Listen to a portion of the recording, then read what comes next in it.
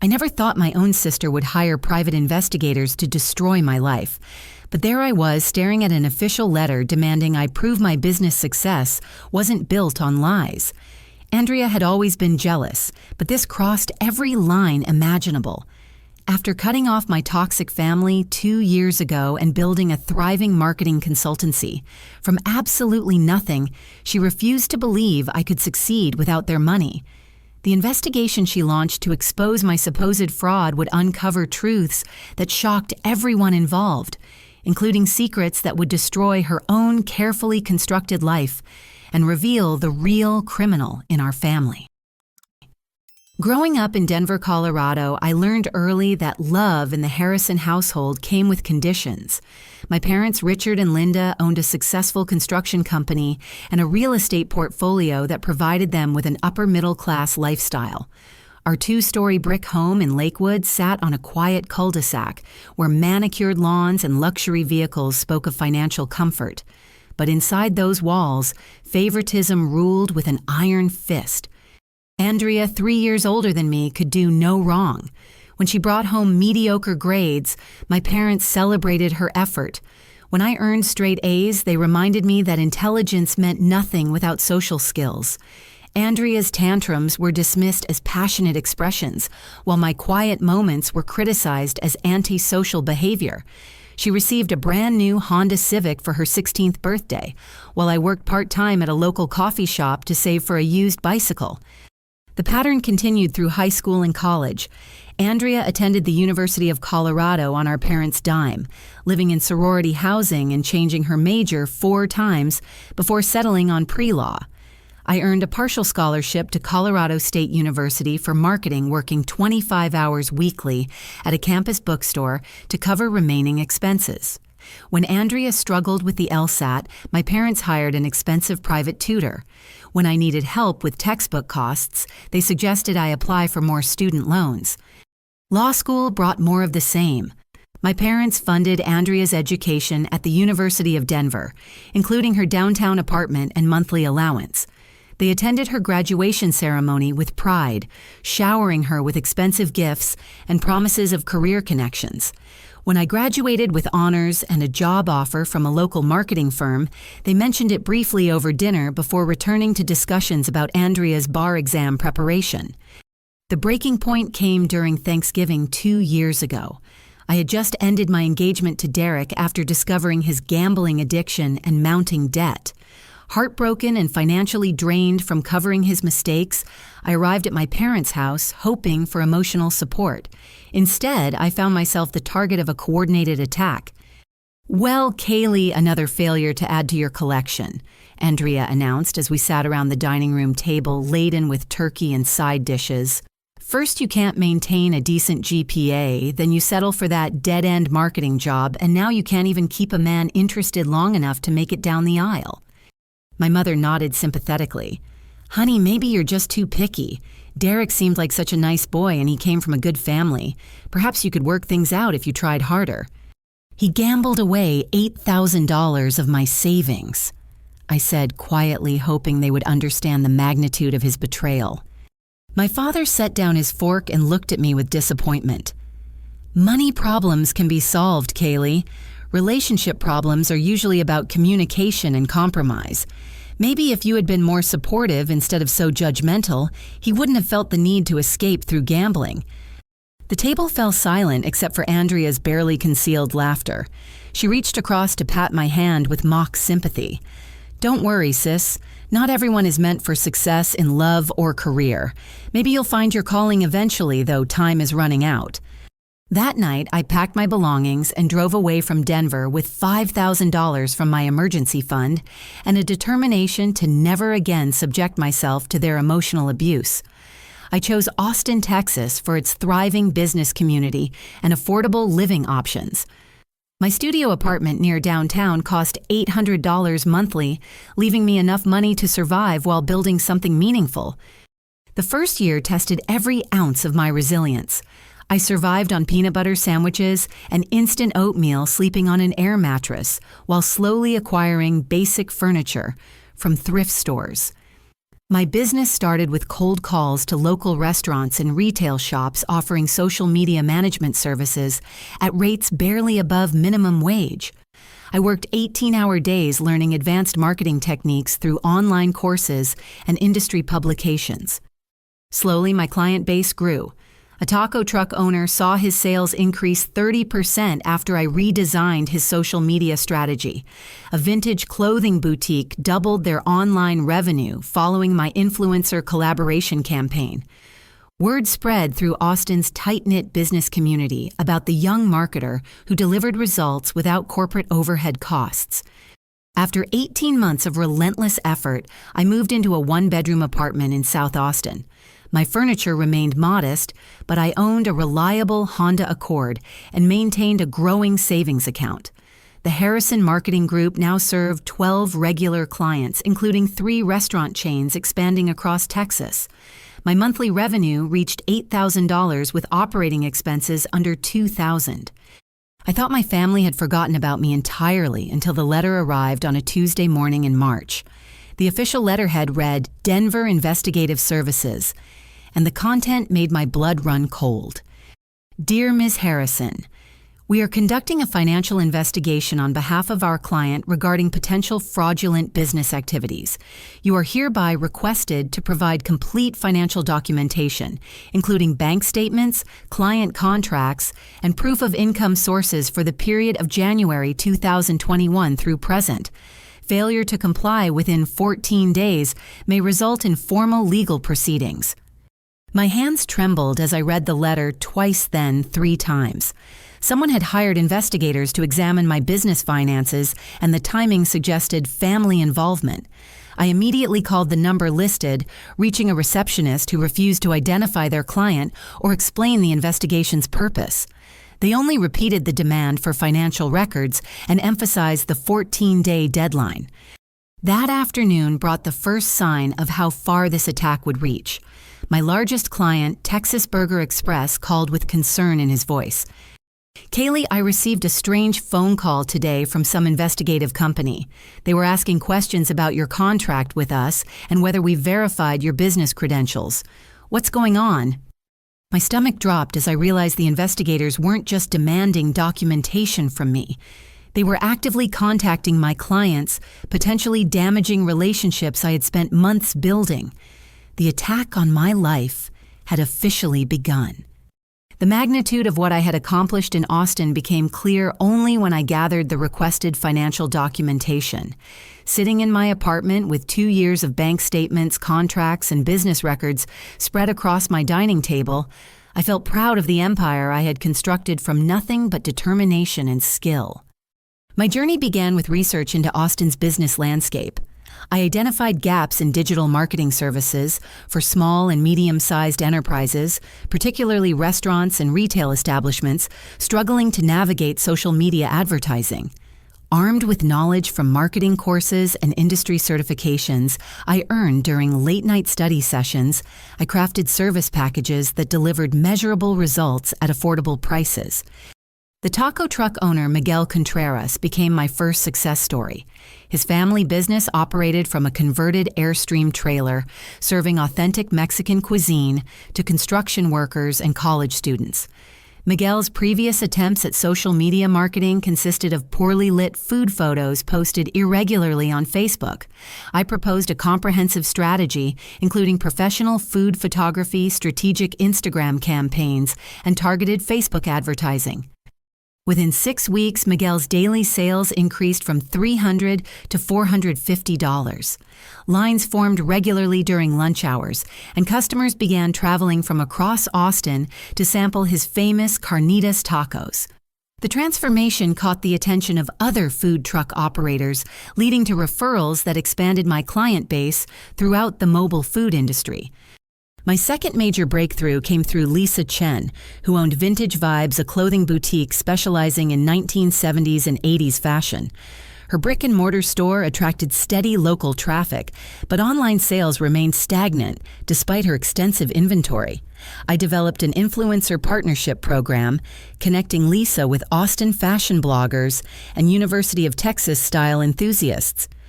The campaign featured lifestyle content showing how vintage pieces could be styled for modern occasions. Sales increased from $200 monthly to over $3,000 within 90 days. Lisa's success story attracted attention from other retail business owners who wanted similar transformations for their companies.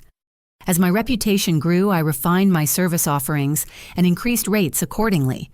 Basic social media management packages started at $500 monthly, while comprehensive digital marketing strategies commanded up to $2,000. I maintained strict quality standards, personally overseeing every campaign and ensuring each client received measurable return on investment. The breakthrough moment arrived when Texas Burger Express approached me about expanding their digital presence across 3 locations. Founded by James Patterson, a former corporate executive who left his finance career to pursue his passion for gourmet burgers, the company represented exactly the type of ambitious small business I loved supporting. James had invested his retirement savings into creating a unique dining experience, featuring grass-fed beef artisanal buns and locally sourced ingredients. Despite excellent food quality and strong local reviews, he struggled to compete against chain restaurants with massive advertising budgets. My proposal included location-specific social media strategies, community engagement initiatives, and targeted advertising campaigns designed to highlight the superior quality of his ingredients. The results exceeded both our expectations. Within 4 months, average daily sales across all 3 locations increased by 42%. Weekend wait times extended to 45 minutes as word spread about the exceptional burger experience. James expanded his staff and began planning a 4th location, crediting my marketing strategies with transforming his struggling business into a thriving operation. By the end of my 2nd year in Austin, the Harrison Marketing Group managed campaigns for 12 regular clients, generating monthly revenue between $7,000 and $9,000. My expenses remained deliberately low operating from my apartment with minimal overhead costs. This approach allowed me to offer competitive pricing while maintaining healthy profit margins that supported my modest lifestyle and growing savings account. I celebrated each milestone privately, knowing my family would dismiss any success as luck or temporary. Moving into my 1-bedroom apartment felt like conquering Mount Everest. Purchasing my Honda Accord represented freedom and reliability I had never experienced. Opening a savings account with $5,000 proved I could build financial security through hard work and smart decisions. My daily routine involved early morning coffee at Radio Coffee on Barton Springs Road, where I planned campaign strategies while watching Austin wake up around me. Afternoons were dedicated to client work, creating content calendars, analyzing performance metrics, and developing new promotional concepts. Evenings often included networking events at local business organizations, where I continued building relationships that generated referrals. The lifestyle remained demanding but fulfilling. I worked most weekends and holidays driven by passion for helping small businesses succeed and determination to prove my worth independently. Every satisfied client represented validation that my skills had value beyond my family's narrow expectations. I deliberately avoided social media posts about my personal life, focusing instead on showcasing client successes and industry insights. This professional approach protected me from family scrutiny while building credibility within Austin's business community. I never mentioned my estranged relationship with my parents or sister, preferring to let my work speak for itself. The investigation letter shattered this carefully constructed piece. Within hours of receiving the demand for financial records, my phone began ringing with concerned calls from clients who had been contacted by Denver Investigative Services. Each conversation revealed the same disturbing pattern of questions designed to undermine confidence in my business practices. They asked whether I had verified your business license and insurance coverage, reported Sarah Kim, owner of Austin Athletic Apparel. The investigator implied there might be irregularities in how you operate your company. I told them you've been nothing but professional, but the questions made me uncomfortable. David Rodriguez, who owned a chain of Mexican restaurants, received similar inquiries. Some woman called asking about payment terms and whether you had ever requested advance payments or unusual fee structures. She seemed to be fishing for evidence of financial misconduct. I defended you completely, but I wanted you to know what's happening. By the end of the week, 8 of my 12 clients had received investigative calls. While all remained supportive, I could sense underlying concern about becoming involved in whatever legal issues the investigation might uncover. Small business owners couldn't afford associations with potentially fraudulent service providers, regardless of their personal loyalty to me. The systematic nature of these contacts revealed a level of planning that went beyond simple curiosity about my success. Someone had provided the investigators with detailed information about my client list and business operations. The attack was coordinated, comprehensive, and designed to destroy both my reputation and livelihood. Sitting in my apartment that Friday evening, surrounded by evidence of everything I had built through honest effort, I realized my family's toxicity had followed me 1,500 miles and 2 years into my new life. They weren't content to simply exclude me from their circle. They wanted to ensure I could never succeed outside it either. The war for my independence was about to begin. The harassment escalated beyond my business relationships when investigators began examining every aspect of my life in Austin. I discovered the extent of their intrusion during a routine conversation with my apartment complex manager, Janet Williams, who stopped me near the mailboxes with obvious concern. "Kaylee, honey, I need to mention something that happened yesterday," she said, glancing around to ensure privacy. "A man came to the office asking questions about your lease agreement and payment history. He claimed to be conducting a background check for employment purposes, but the questions seemed strange for that type of inquiry." My heart sank as Janet described the interrogation. The investigator wanted to know whether I paid rent on time, if I had ever requested payment extensions, and whether other tenants had complained about noise or suspicious activity from my unit. He asked about my lifestyle habits, whether I received frequent deliveries or visitors at unusual hours, and if I displayed signs of wealth inconsistent with someone claiming moderate income. "I told him your rent payments arrive 3 days early every month like clockwork, and you're one of our quietest, most respectful tenants," Janet continued. "But I wanted you to know someone is asking very personal questions about your life here." The investigation's scope became even more disturbing when my neighbor Carlos Mendoza approached me while I was returning from grocery shopping. Carlos worked night shifts at a local hospital and spent most afternoons on his balcony reading or talking on the phone with family members. "I hope you don't mind me asking, but has someone been investigating you?" he said quietly. "Yesterday afternoon, a woman knocked on my door asking about your daily routine. She wanted to know what time you leave for work, how many hours you spend at home, and whether you seem to have expensive possessions or habits." The questions revealed a fishing expedition designed to uncover evidence of hidden wealth or suspicious income sources. The investigators apparently hoped to find proof that my modest lifestyle was an elaborate cover for ill-gotten gains. They seemed disappointed when neighbors consistently described me as quiet, hardworking, and living well within apparent means. My breaking point came when I realized the investigation threatened my professional relationships beyond client concerns. Austin's small business community operated on trust and personal recommendations. Even unfounded allegations could permanently damage my reputation and ability to attract new clients. I scheduled an appointment with Sarah Thompson, an attorney specializing in business law and privacy rights. Her office occupied the 3rd floor of a renovated warehouse in East Austin, reflecting the innovative spirit that attracted many entrepreneurs to the area. Sarah, a woman in her early 40s with graying brown hair and intelligent eyes, listened carefully as I explained the situation. This level of investigation requires significant financial resources, she observed after reviewing the documentation I had received. Private investigators charge between $75 and $150 hourly for this type of comprehensive background check. Someone is spending thousands of dollars trying to find evidence against you.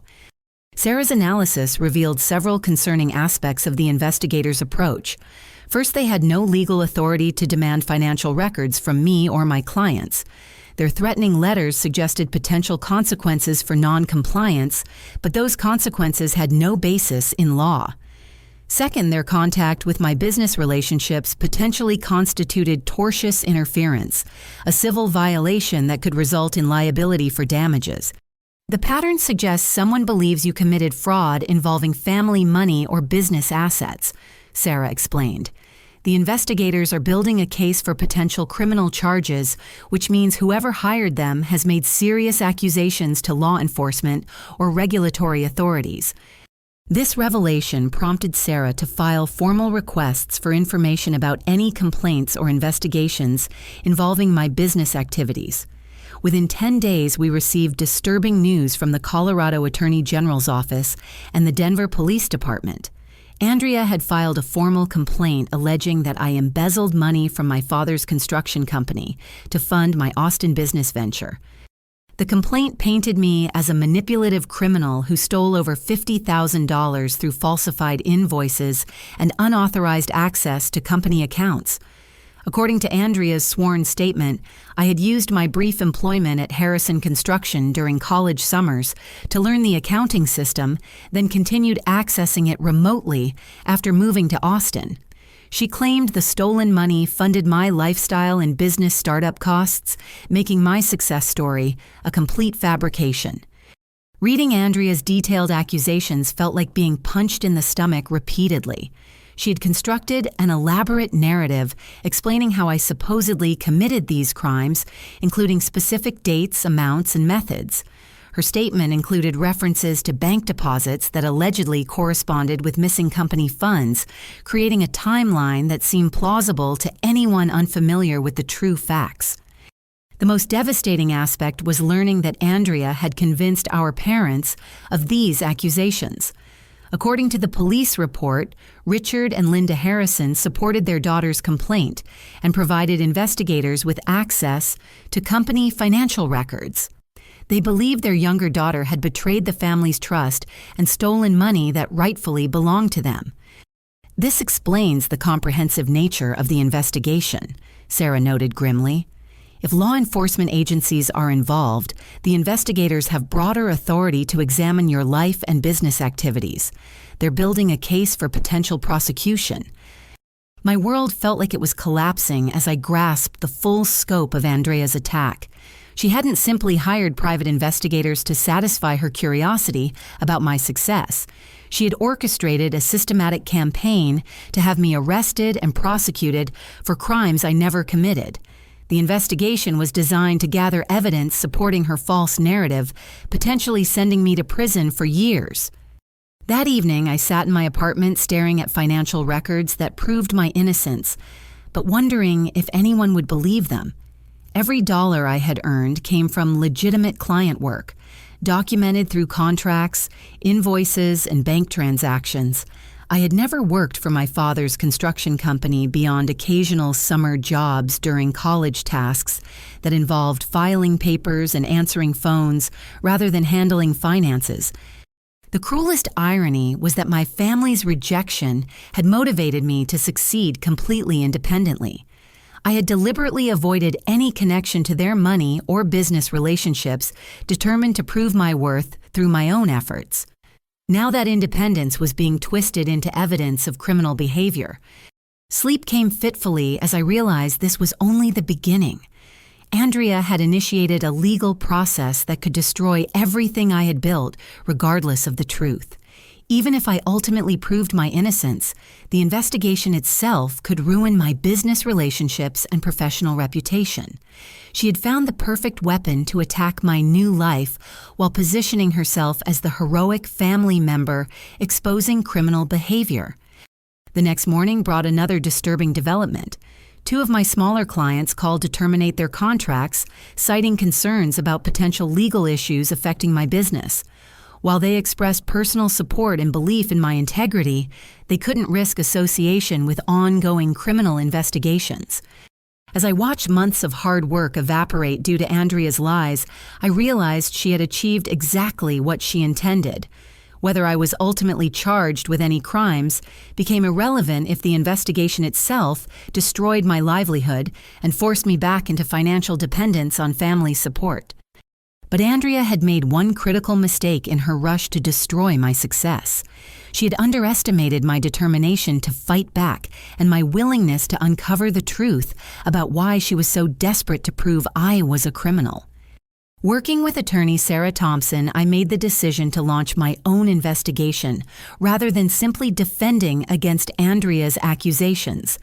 If my sister was willing to fabricate criminal charges and involve law enforcement in family disputes, I needed to understand what motivated such extreme measures. The best defense is often a strong offense, Sarah explained during our strategy meeting. Instead of just disproving her allegations, we should examine why she's so convinced you must be hiding something. People who make false accusations often project their own guilt onto others. We hired Marcus Williams, a former police detective who specialized in financial investigations. Marcus operated from a small office near the Colorado State Capitol, and his 20-year career in law enforcement provided insights into both criminal behavior patterns and investigative techniques. His initial assessment of Andrea's complaint identified several red flags that suggested deeper issues. Family members who file false police reports usually have complex motivations, Marcus explained. They might be covering their own crimes, seeking revenge for perceived slights, or attempting to redirect attention from their own problems. The level of detail in your sister's accusations suggests she has intimate knowledge of embezzlement techniques. Marcus began by examining public records related to my family's business and personal finances. Harrison Construction had operated successfully for over 2 decades, winning contracts for residential developments and commercial projects throughout the Denver metropolitan area. The company employed 15 full-time workers and generated annual revenue between $2 and $3 million. However, Marcus discovered concerning patterns in the business's recent financial filings. Profit margins had declined steadily over the past 3 years, despite steady revenue growth. Operating expenses had increased disproportionately, particularly in categories like consulting fees, equipment rentals, and administrative costs. While these changes might reflect normal business challenges, they could also indicate internal financial problems. Companies experiencing embezzlement often show these exact patterns, Marcus noted. Revenue remains stable while profits disappear through inflated expenses and phantom transactions. Your father might not realize money is missing if the theft is sophisticated enough. Our investigation expanded to include Andrea's personal financial situation. Despite graduating from law school 3 years earlier, she worked only part-time at a small firm specializing in personal injury cases. Her income barely reached $30,000 annually, yet she maintained a lifestyle suggesting significantly higher resources. Andrea lived rent-free in our parents' basement, which they had converted into a luxury apartment, complete with separate entrance full kitchen and master bedroom suite. While this arrangement provided substantial savings, her spending patterns revealed expensive habits that exceeded her modest salary. Marcus documented Andrea's frequent visits to Black Hawk Casino, located an hour drive from Denver in the Colorado mountains. Credit card records showed regular cash advances and ATM withdrawals during these trips totaling over $15,000 in the past year alone. Her gambling expenses alone exceeded half of her annual income. Additional spending included designer clothing purchases, expensive restaurant meals, and luxury spa treatments that suggested disposable income far beyond what her employment could support. She drove a recent model BMW sedan that required monthly payments exceeding her entire housing budget if she lived independently. Your sister has a serious gambling problem and expensive lifestyle habits, Marcus summarized after 2 weeks of investigation. She's spending roughly $60,000 annually while earning $30,000. The money has to come from somewhere. The breakthrough came when Marcus gained access to Harrison Construction's detailed financial records through connections within the Denver business community. What he discovered stunned both Sarah and me with its scope and sophistication. Andrea had been systematically embezzling money from the family business for over 3 years, using her access to company accounts and her legal knowledge to cover her tracks. The scheme involved multiple techniques designed to avoid detection during routine financial reviews. First, she created phantom employees with realistic names and social security numbers, processing regular payroll payments to these fictional workers. The paychecks were deposited into accounts she controlled, then transferred to her personal banking. Over 3 years, this technique generated approximately $75,000 in stolen funds. Second, Andrea submitted falsified invoices for consulting services, equipment rentals, and administrative expenses. She created fictional companies with professional-looking invoices and documentation, then approved payments to accounts she controlled. This method provided another $60,000 while appearing as legitimate business expenses. Third, she manipulated petty cash accounts and expense reimbursements, claiming business-related purchases that never occurred or inflating actual expenses beyond their real costs. While individual amounts remained small to avoid attention, they accumulated to over $20,000 annually. The total theft exceeded $200,000 money that came directly from the family business's profits and operating capital. Andrea had essentially been paying herself an additional $67,000 yearly, while portraying herself as financially struggling despite living with our parents. This level of embezzlement requires inside knowledge and ongoing access to company finances, Marcus explained.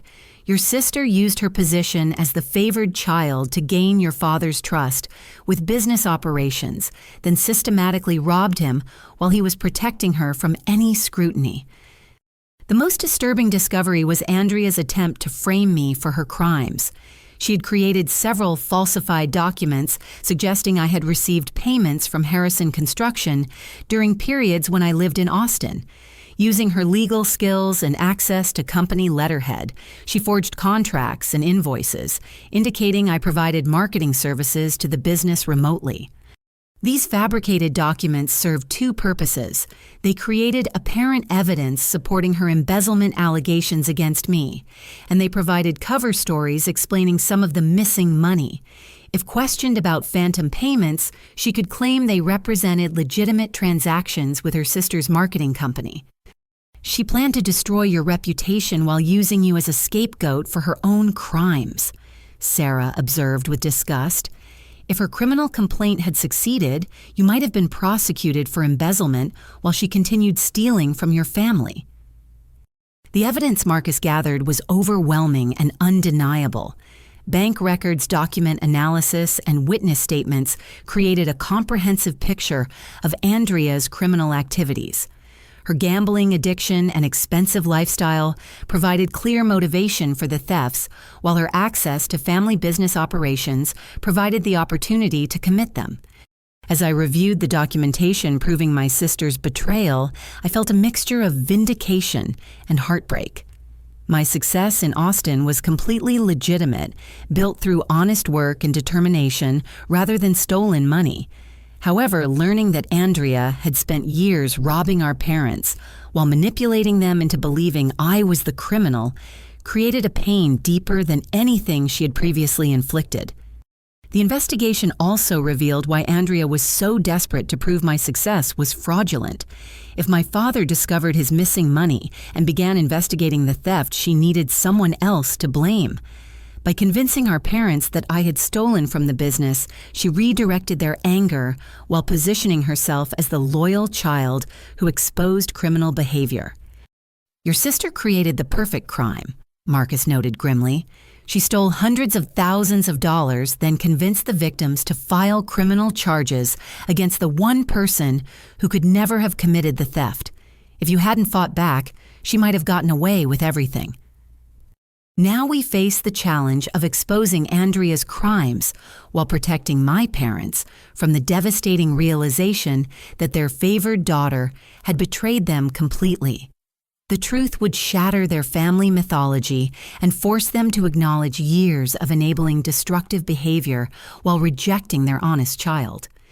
But justice demanded that the real criminal face consequences for her actions, even if those consequences destroyed the family's carefully maintained illusions about Andrea's character. Marcus Williams and attorney Sarah Thompson worked methodically to build an irrefutable case against Andrea, while ensuring our evidence would withstand legal scrutiny. The complexity of her embezzlement scheme required sophisticated analysis to trace stolen funds through multiple accounts and transactions. Financial crimes leave paper trails that are nearly impossible to eliminate completely, Marcus explained as we reviewed banking records in Sarah's conference room. Your sister was clever, but she made critical mistakes that expose her entire operation. The phantom employee scheme provided the clearest evidence of Andrea's criminal activities. She had created 5 fictional workers with realistic identities, complete with social security numbers obtained through identity theft techniques she likely learned during law school. Each phantom employee appeared legitimate in payroll records, with regular hours, appropriate tax withholdings, and believable employment histories. However, Marcus discovered that all paychecks for these employees were deposited into 3 bank accounts controlled exclusively by Andrea. The accounts were opened using false addresses and identification documents, but banking regulations required photograph verification that clearly showed Andrea conducting all transactions. She photographed herself opening accounts for fictional employees, Sarah noted with amazement. The bank security footage provides undeniable proof that she personally deposited every stolen paycheck. The falsified invoice scheme revealed Andrea's sophisticated understanding of business operations and accounting practices. She created over 30 fictional companies with professional-looking websites, business licenses, and tax identification numbers. These phantom businesses submitted invoices for consulting services, equipment rentals, office supplies, and maintenance contracts that never existed. Marcus traced payments for these fraudulent invoices to a complex network of bank accounts and financial instruments designed to obscure the money trail. However, Andrea's gambling addiction created a weakness in her otherwise careful planning. Large cash withdrawals consistently occurred within days of receiving payments from Harrison Construction, establishing a clear pattern connecting stolen business funds to her casino activities. Gambling addicts are notoriously bad at hiding their habits, Marcus observed. Your sister might have successfully laundered stolen money if she had invested it or saved it, but she couldn't resist immediate spending on casino games. The most damaging evidence emerged from Andrea's attempts to frame me for her crimes. Using her legal training and access to Harrison Construction letterhead, she had created an elaborate fictional relationship between my marketing business and the family company. Forged contracts indicated I provided social media management, advertising consultation, and business development services worth thousands of dollars monthly. However, document analysis revealed numerous inconsistencies that exposed the fraudulent nature of these materials. The contracts referenced marketing techniques that didn't exist when they were supposedly signed. They included terminology specific to legal documents rather than marketing agreements. Most importantly, they contained signature forgeries that handwriting experts could easily identify. Your sister made the classic mistake of trying too hard to create convincing evidence, Sarah explained. Real business relationships develop naturally with simple documentation. Her forged contracts look like legal documents because she wrote them using her law school training rather than actual marketing industry practices. We also discovered that Andrea had planted evidence suggesting I maintained unauthorized access to Harrison Construction's financial systems. She created fake computer login records indicating someone using my name and personal information accessed company accounts from IP addresses in Austin, Texas. These fraudulent records were designed to support her allegations that I remotely stole money after moving away from Colorado. However, technical analysis revealed that all suspicious computer activity originated from IP addresses in the Denver metropolitan area, specifically from locations where Andrea regularly spent time. The fake login records were created using administrative privileges she had gained through her father's trust, then backdated to create the appearance of unauthorized access by someone else. She essentially hacked her own family's business to create false evidence against you, Marcus summarized. The technical sophistication required for this type of fraud indicates premeditation and careful planning rather than impulsive criminal behavior. While gathering evidence against Andrea, we maintained careful documentation procedures to ensure our investigation couldn't be dismissed or challenged in court. Every piece of evidence was photographed, certified, and stored according to legal standards for potential criminal proceedings. Sarah worked with prosecutors in both Colorado and Texas to ensure our findings would be admissible if formal charges were filed. The investigation also revealed the scope of damage Andrea's theft had caused to the family business. Harrison Construction's declining profits over 3 years had forced our father to reduce employee benefits, delay equipment purchases, and pass up growth opportunities that required additional capital investment. The stolen money represented funds that could have supported business expansion and improved compensation for honest workers. Your father unknowingly sacrificed business growth and employee welfare to fund your sister's gambling addiction, Sarah noted sadly. The theft didn't just harm your family personally, it hurt everyone who depends on the business for their livelihood. As we prepared to confront Andrea with evidence of her crimes, I struggled with the emotional complexity of exposing my sister's criminal behavior. Despite years of toxicity and manipulation, part of me still hoped for redemption or explanation that might preserve some vestige of family relationship. However, the evidence revealed a level of calculation and malice that made reconciliation impossible. Andrea hadn't simply stolen money to feed her gambling addiction. She had methodically planned to destroy my life and reputation while using me as a scapegoat for her own crimes. The fake investigation, forged documents, and false criminal charges represented deliberate attempts to send me to prison for acts I never committed. Your sister made a choice to harm you rather than seeking help for her gambling problem or admitting her mistakes to your parents, Marcus observed.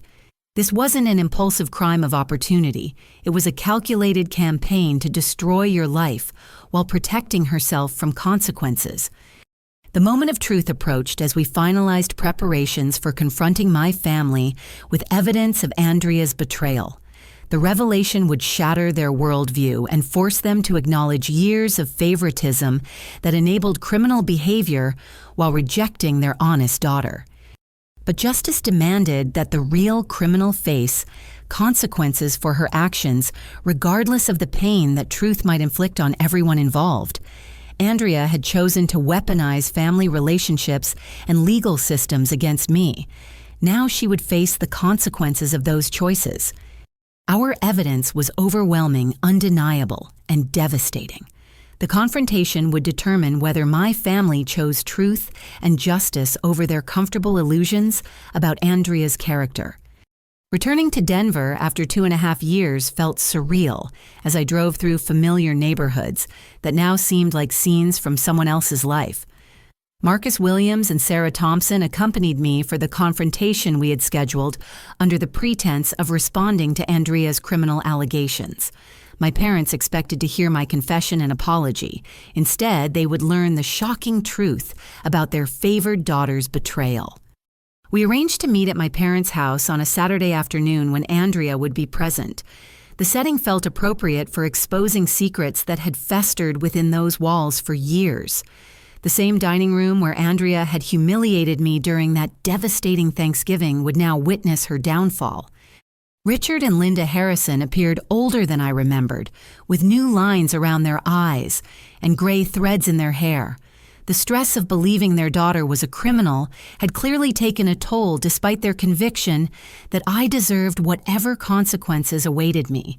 They greeted me with cold formality while treating Sarah and Marcus as necessary witnesses to my expected admission of guilt. Andrea arrived fashionably late, dressed in an expensive business suit that probably cost more than most people earned in a week. Her confident demeanor and satisfied smile revealed her expectation that this meeting would conclude with my humiliation and surrender. She had no idea that we possessed devastating evidence of her own criminal activities. I appreciate everyone gathering to resolve this unfortunate situation. Richard began settling into his usual position at the head of the dining table. Kaylee, your sister has presented serious evidence that you stole money from our business to fund your lifestyle in Austin. We're hoping you'll take responsibility and work with us to make restitution. I looked around the table at faces filled with disappointment, anger, and misplaced righteousness. These people had convinced themselves that I was capable of betraying family trust while remaining blind to actual criminal behavior happening under their own roof. Before we discuss any admissions, Sarah interjected professionally, I'd like to review the allegations to ensure we're addressing all relevant issues. Andrea, can you summarize what you believe my client has done?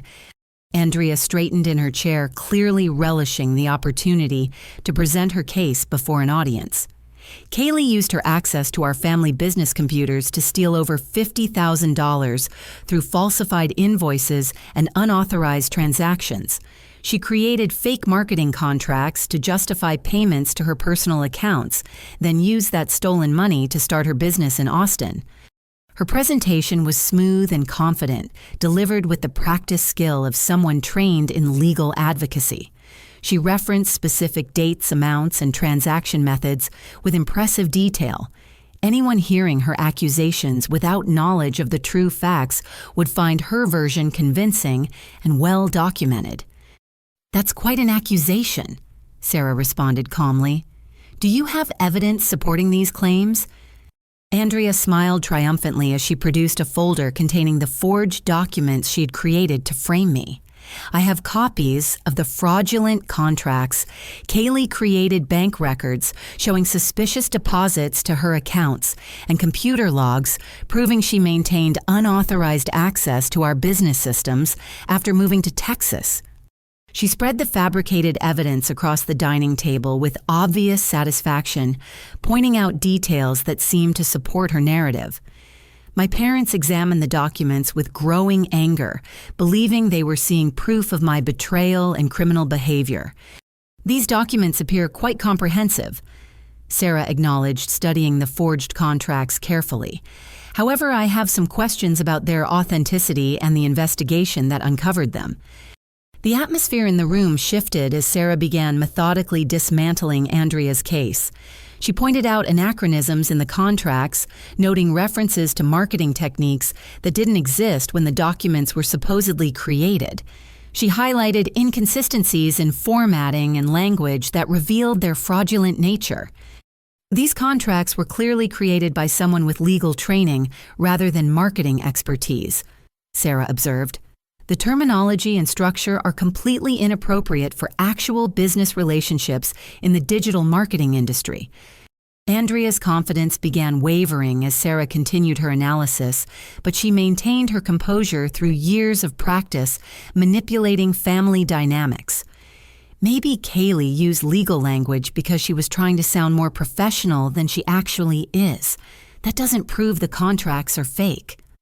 You're absolutely right, Sarah agreed. Document analysis alone might not prove fraud. That's why we conducted a comprehensive investigation into the actual source of missing money from Harrison Construction. Marcus Williams opened his briefcase and began arranging evidence that would destroy Andrea's carefully constructed lies. Bank statements, security photographs, transaction records, and computer logs created an overwhelming display of documented criminal activity. Ladies and gentlemen, we have irrefutable evidence that Andrea Harrison has embezzled over $200,000 from her family's business over the past 3 years, Marcus announced with quiet authority. She created phantom employees, submitted falsified invoices, and manipulated expense accounts while using her sister as a scapegoat for her own crimes. The silence that followed felt deafening as my parents struggled to process this devastating revelation. Richard's face went pale as he stared at bank records showing phantom payroll payments to employees he had never hired. Linda covered her mouth in shock as she recognized Andrea's signature on fraudulent invoices for services that never existed. "That's impossible," Richard whispered, reaching for documents that proved his trusted daughter had been robbing him systematically. "Andrea would never steal from the family business. She's been helping me with financial management and employee oversight," which gave her perfect access to commit these crimes, Marcus explained gently. "Your daughter used your trust and her legal knowledge to embezzle funds while creating false evidence implicating Kaylee for theft that never occurred." Andrea's facade finally cracked as she realized the scope of evidence arrayed against her. "This is ridiculous. You can't possibly believe these fabricated documents over your own daughter's word. Kaylee obviously paid these people to create fake evidence and frame me for her crimes." But Marcus was prepared for her desperate deflections. He produced security photographs from various banks showing Andrea personally depositing paychecks made out to phantom employees. Computer logs revealed that all suspicious financial activity originated from IP addresses associated with her locations and devices. Most damning of all were records from Black Hawk Casino showing her gambling away stolen funds within days of each theft. "Your gambling addiction created a clear pattern that connects every stolen dollar to your personal spending," Marcus stated matter-of-factly. "The evidence is overwhelming and undeniable."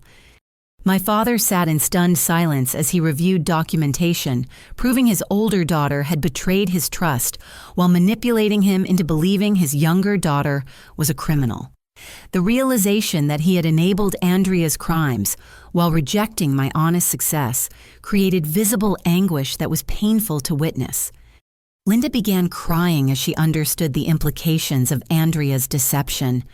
"How could you steal from your own family? How could you lie about your sister and try to send her to prison for crimes you committed?" Andrea's response revealed the depth of her narcissism and entitlement. "I didn't steal anything. I've been working for this business for years without proper compensation. That money was payment for services I provided, and if some documentation got confused, that's not my fault." Her refusal to accept responsibility, even when confronted with overwhelming evidence, demonstrated the same character flaws that had enabled years of toxic behavior. She couldn't admit wrongdoing even when faced with irrefutable proof of criminal activity. "The documentation wasn't confused," Sarah stated firmly. "You deliberately created false records to steal money from your family while framing your sister for crimes she never committed. Your actions constitute multiple felonies, including embezzlement, fraud, forgery, and filing false police reports." As the reality of Andrea's crimes sank in, Richard turned to me with tears in his eyes. "Kaylee, I owe you an apology that can never adequately express how sorry I am. We believed lies and accusations while rejecting the daughter who built an honest, successful business through her own efforts. The moment I had imagined for years finally arrived, but it brought no satisfaction or vindication. Watching my parents confront the devastating truth about their favored child created sadness rather than triumph. Justice demanded that Andrea face consequences for her crimes, but those consequences would shatter illusions that had sustained my family for decades. The confrontation concluded with Andrea storming out of the house, still refusing to acknowledge her crimes or show remorse for the damage she had inflicted. My parents sat in shocked silence, struggling to reconcile years of favoritism with the horrible reality of their daughter's criminal behavior. The path to healing and justice was just beginning, but the truth had finally been exposed after years of lies and manipulation. 6 months later, I sat in my Austin apartment reading the final court documents that brought closure to the most challenging chapter of my life. Andrea had pleaded guilty to multiple felony charges, including embezzlement, fraud, forgery, and filing false police reports. Her plea agreement included 2 years in state prison, 5 years of probation, and full restitution of the stolen funds, plus damages. The criminal justice process moved swiftly once prosecutors reviewed the overwhelming evidence Marcus and Sarah had gathered. Andrea's gambling addiction and expensive lifestyle provided clear motivation for the thefts, while her sophisticated embezzlement techniques demonstrated premeditation that eliminated any possibility of claiming the crimes were mistakes or misunderstandings. Her law license was permanently revoked following disciplinary proceedings that cited her criminal convictions and unethical conduct. The Colorado Bar Association's ruling emphasized that attorneys who commit fraud and forgery cannot maintain the public trust necessary for legal practice. Andrea's dreams of a prestigious legal career ended along with her freedom. The private investigators who had harassed me and my clients faced professional sanctions for failing to verify their clients' allegations before conducting invasive investigations. Denver Investigative Services lost their license to operate after multiple complaints revealed a pattern of accepting cases without proper due diligence. The lead investigator personally apologized for the disruption to my business and reputation. My relationship with clients recovered more quickly than I had dared hope. The crisis actually strengthened several business relationships as customers witnessed my integrity under pressure and appreciated my transparent communication throughout the ordeal. James Patterson from Texas Burger Express increased his marketing contract and referred 3 new clients who wanted to work with someone of proven character. Watching how you handled that investigation told me everything I needed to know about your ethics and professionalism, he explained during a strategy meeting for his 4th restaurant location. Anyone can provide marketing services, but finding someone you can trust completely is much more valuable. 2 clients who had terminated their contracts during the investigation returned with apologetic explanations about their need to protect their businesses from potential legal complications. I welcomed them back without resentment, understanding their difficult position when criminal allegations surfaced. The Harrison Marketing Group now manages campaigns for 18 clients across Texas, generating monthly revenue between $12,000 and $15,000. I hired an assistant, Jennifer Martinez, a recent graduate from the University of Texas advertising program who brings fresh perspectives and unlimited enthusiasm to our work. Operating from a small office space near South Austin's business district, we've maintained the personalized service approach that built our reputation while expanding capacity for growth. My relationship with my parents required months of family therapy to address decades of toxic patterns and favoritism that had enabled Andrea's destructive behavior. Dr. Patricia Vaughn, a licensed counselor specializing in family trauma, helped us navigate the complex emotions surrounding betrayal, forgiveness, and rebuilding trust. Your parents genuinely believed they were protecting their family by supporting Andrea and pressuring you to conform, Dr. Vaughn explained during one session. Understanding their motivations doesn't excuse the harm they caused, but it provides a foundation for moving forward if everyone commits to change.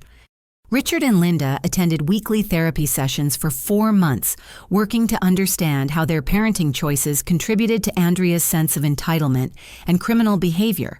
They learned to recognize manipulation tactics they had unknowingly enabled and developed healthier communication strategies for building authentic relationships.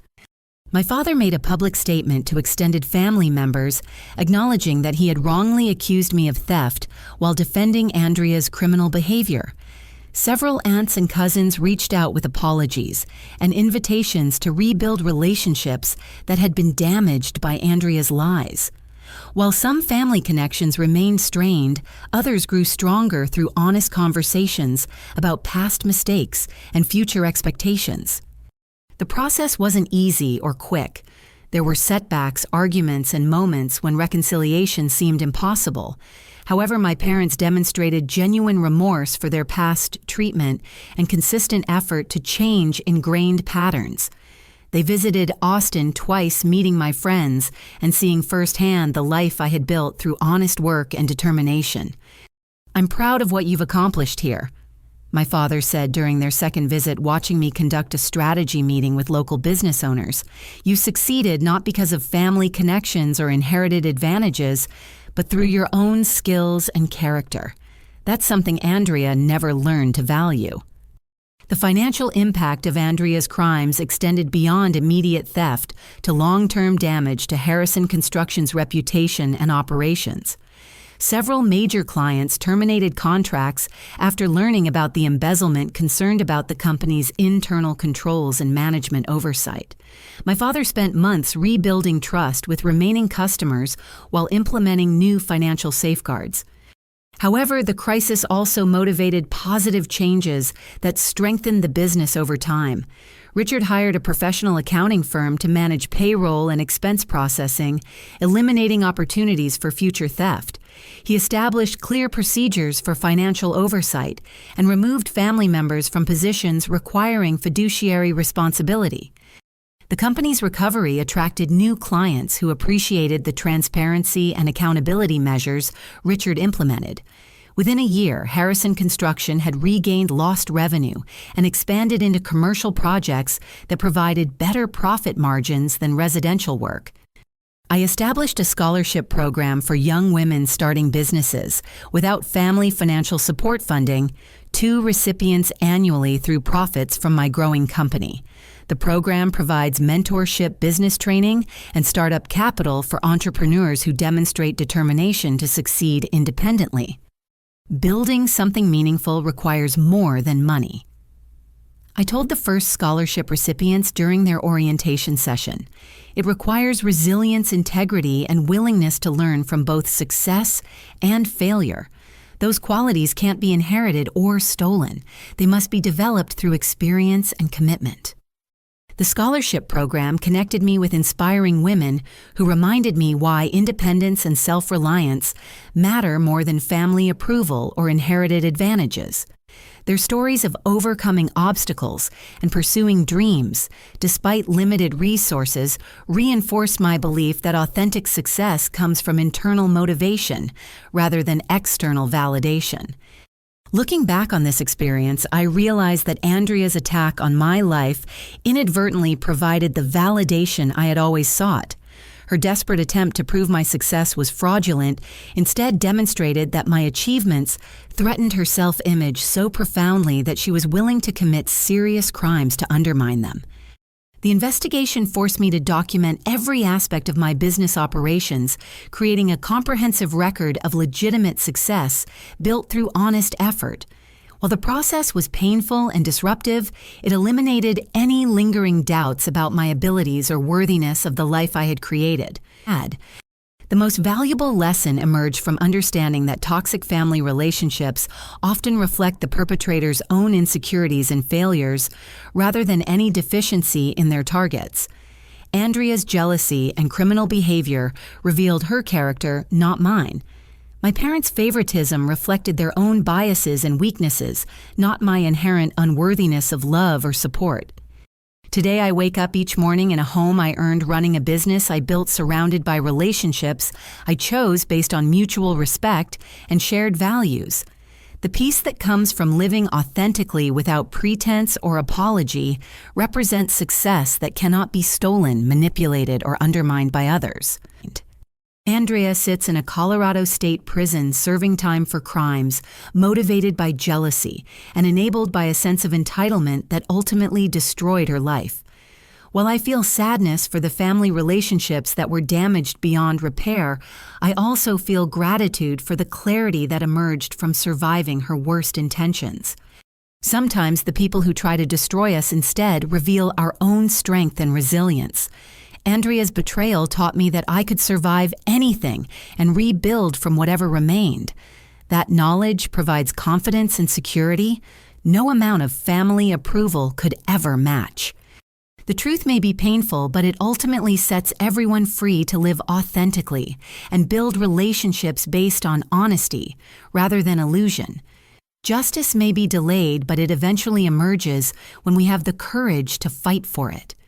As I continue growing my business and nurturing healthy relationships, I carry forward the lessons learned from this ordeal. Success built on integrity cannot be destroyed by others' jealousy. Authentic achievement requires no justification or apology, and sometimes the greatest gift toxic people give us is the motivation to prove them wrong. Have you ever had to cut ties with toxic family members who couldn't accept your success? How did you handle the challenge of rebuilding your life while dealing with their attempts to undermine your achievements? I'd love to hear your stories in the comments below. Your experiences might inspire others who are facing similar challenges with family relationships and personal growth.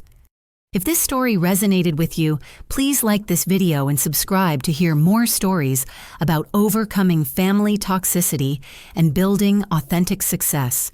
Share this with anyone who needs encouragement to pursue their dreams despite family opposition. Thank you so much for listening and supporting my journey. I wish you strength, wisdom, and the courage to choose your own path forward, regardless of who believes in your dreams.